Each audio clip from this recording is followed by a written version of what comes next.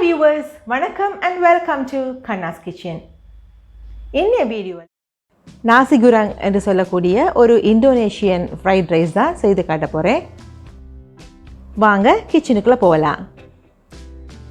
இந்த டிஷ்ஷை வந்து ஸ்பெஷலாக ஒருத்தங்க ரிக்வெஸ்ட் பண்ணியிருந்தாங்க. அதாவது தர்ஷினி ரகுநாதன் என்பவங்க தான் இதை ரிக்வெஸ்ட் பண்ணியிருந்தாங்க. ஸ்பெஷலாக அவங்களுக்காகத்தான் நான் இந்த டிஷ்ஷை இன்றைக்கி செய்து காட்ட போகிறேன். நீங்கள் இது வரைக்கும் நம்ம சேனலை சப்ஸ்கிரைப் பண்ணலைன்னா கீழே உள்ள சப்ஸ்கிரைப் பட்டனை ப்ரெஸ் பண்ணி அதுக்கு பக்கத்தில் உள்ள பெல் ஐக்கானை கிளிக் பண்ணுங்கள். அப்போது உங்களுக்கு அதில் 3 ஆப்ஷன்ஸ் வரும்.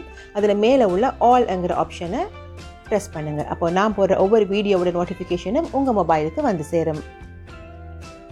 முதல்ல இதில் நான் 2 பெரிய இறால் எடுத்திருக்கேன். அதோட ஒரு 5-6 பீஸ் வந்து சிக்கன் எடுத்துருக்கிறேன். இது வந்து கடைசியில் கார்னிஷ் பண்ணுறதுக்காகத்தான் நான் இந்த இறாலையும் சிக்கனையும் மேரினேட் பண்ணி வைக்க போகிறேன். அதுக்கு எனக்கு ஒரு முட்டை தேவைப்படும். ஒரு முட்டையை உடைச்சி அதை நல்லா பீட் பண்ணி வைங்க. உப்பு மிளகுத்தூள் கொஞ்சம் போட்டு இதை சீசனிங் பண்ணி வைங்க. இதில் இருந்து இந்த 2 இறாலை மட்டும் எடுத்து இந்த முட்டையில் துவைச்சிட்டு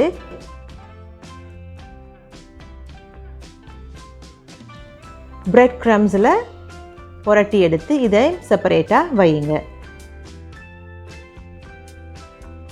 இப்போது இந்த சிக்கனுக்குள்ளே 1 டேபிள் ஸ்பூன் அளவுக்கு சோயா சாஸ் சேர்த்துக்குங்க. அதோட ஒரு 1/4 டீஸ்பூன் அளவுக்கு சில்லி ஃப்ளேக்ஸ் சேர்த்துக்குங்க. கொஞ்சமாக இஞ்சி உள்ளி பேஸ்ட்டும் சேர்த்து இதையும் நல்லா பிரட்டி வையுங்க. ஒரு 10 நிமிஷம் ஊற வையுங்க. இனி நாசி குராங் செய்கிறதுக்கு தேவையான பொருட்களை பார்க்கலாம். இப்போது இந்த ஸ்ப்ரிங் ஆனியனை குட்டி குட்டியாக கட் பண்ணி வச்சுக்கொள்ளுங்க. அதில் உள்ள அந்த சின்ன வெங்காயம் நமக்கு இன்றைக்கி தேவைப்படாது. இப்போது இதில் சின்னதாக கட் பண்ணி வச்சுருக்கிற சிக்கன் பீசஸ் வந்து ஒரு 150 கிராம். அடுத்து சின்ன இறால் இதுவும் ஒரு 150 கிராம். இது பெரிய இறால் வந்து எடுத்துருக்கிறேன். அது வந்து கார்னிஷ் பண்ணுறதுக்காக. அதோட குட்டியாக அரிஞ்சு வச்சுருக்கிற 2 பெரிய வெங்காயம். இஞ்சி உள்ளி பேஸ்ட் வந்து ஒரு 2 டீஸ்பூன். இது ஏற்கனவே நம்ம வெட்டி வச்சுருக்கிற ஸ்ப்ரிங் ஆனியன்ஸ். கேரட் வந்து ஒரு கேரட்டை இந்த மாதிரி நீள வாக்கில் கட் பண்ணி வச்சுருக்கிறேன். அடுத்து பார்த்திங்கன்னா இதுதான் மிகவும் முக்கியமான பொருள் இந்த நாசி குராங் ரைஸ் செய்கிறதுக்காக. அதாவது சில்லி பேஸ்ட்.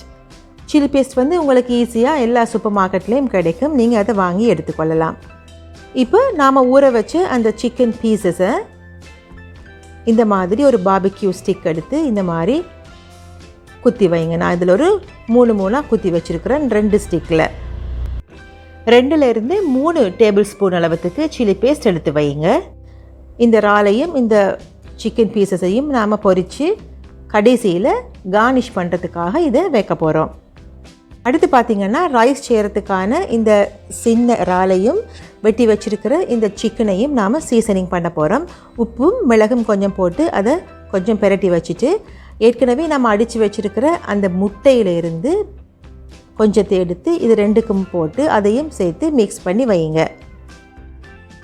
முட்டையை சேர்த்து நல்லா ஒரு தடவை மிக்ஸ் பண்ணி வைங்க. இப்போது பேனில் எண்ணெய் ஊற்றி எண்ணெய் வந்து ஹீட் ஆனதும் இந்த ஸ்டிக்கை இப்படி இந்த மாதிரி வைங்க. 2 ஸ்டிக்கையும் வச்சுட்டு அந்த 2 இறாலையும் வச்சு பொரிச்செடுங்க. இப்போது நாம் ரைஸ் செய்கிறதுக்காக பெரிய ஒரு பேன் ஒன்று இதில் நான் எடுத்துருக்கிறேன். அதில் வந்து எண்ணெய் கொஞ்சம் தாராளமாக ஊற்றுங்க. எண்ணெய் கொஞ்சம் அதிகமாக தேவைப்படும். அதில் இங்கே பிரட்டி வச்சுருக்கிற இந்த சிக்கன் பீசஸ் இறால் இது 2யும் சேர்த்து நல்லா எண்ணெயில் இப்படி வதக்குங்க.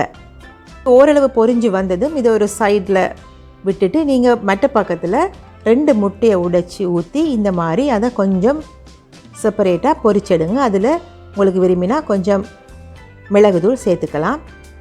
இதை இப்படி பொரித்து எடுத்துட்டு இப்போது எல்லாத்தையும் சேர்த்து ஒரு தடவை மிக்ஸ் பண்ணி விடுங்க. அடுத்து இதில் நான் 2 டீஸ்பூன் அளவுக்கு இஞ்சி உள்ளி பேஸ்ட் சேர்த்துக்கிறேன். பத்தலைன்னா இன்னும் ஒரு ஸ்பூன் சேர்த்துக்கலாம். இப்போது குட்டி குட்டியாக வெட்டி வச்சுருக்கிற வெங்காயம் அதோட கேரட்டையும் சேர்த்துக்குங்க. கொஞ்சமாக இந்த வெங்காயத்தால் இப்போது சேர்த்துக்குங்க. ஏன்னா கடைசியாக ரைஸை போட்டு பிரட்டும் போது தான் வெங்காயத்தால் போட்டு பிரட்டணும். அதுக்காகத்தான் இப்போது கொஞ்சமாக இதில் நான் சேர்த்துக்கிறேன்.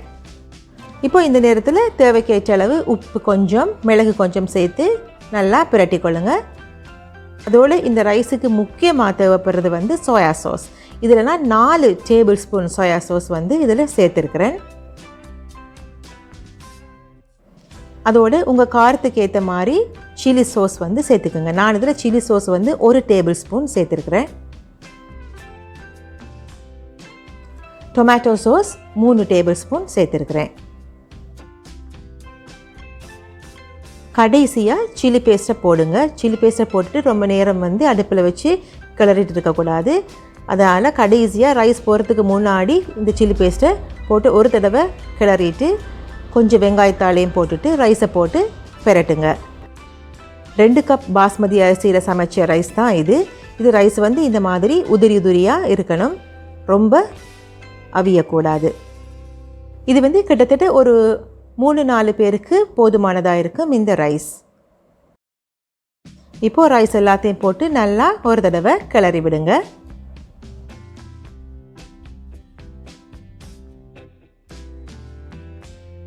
இப்போது மீதமாக உள்ள ஸ்ப்ரிங் ஆனியனை இந்த மாதிரி ரைஸோடு சேர்த்து நல்லா பிரட்டி எடுங்க.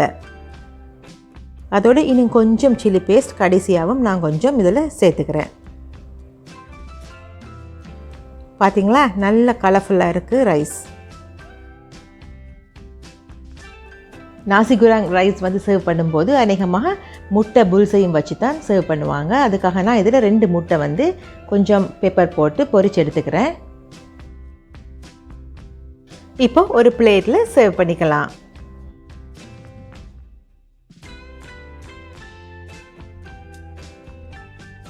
நீங்களும் இந்த டிஷ்ஷை ட்ரை பண்ணி பாருங்கள். ட்ரை பண்ணி பார்த்துட்டு எப்படி இருந்துச்சுன்னு கமெண்ட்ஸில் சொல்லுங்கள்.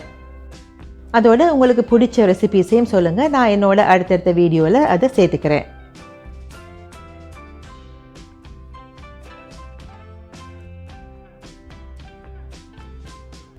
உங்களுக்கு இந்த வீடியோ பிடிச்சிருந்தா லைக் பண்ணுங்கள், ஷேர் பண்ணுங்கள், சப்ஸ்கிரைப் பண்ணுங்கள்.